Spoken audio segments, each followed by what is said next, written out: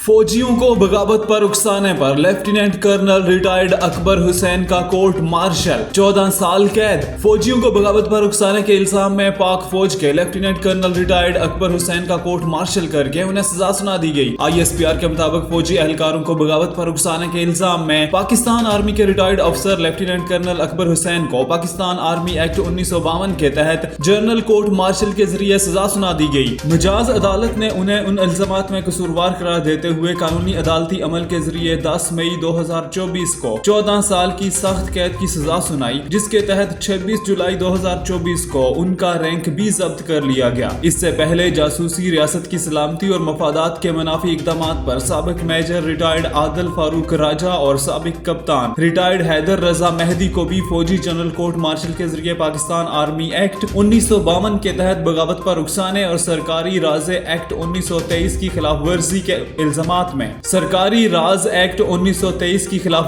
इल्जामात में सजा सुनाई गई थी। मिजाज अदालत ने दोनों आदिल फारूक राजा और हैदर रजा मेहदी को 7 और 9 अक्टूबर 2023 को कानूनी अदालती अमल के जरिए कसूरवार करार दिया था और उन्हें बिलतरतीब 12 और 14 साल की सख्त कैद की सजा सुनाई। दोनों अफराद के रैंक भी 21 नवंबर 2023 से जब्त कर लिए गए थे।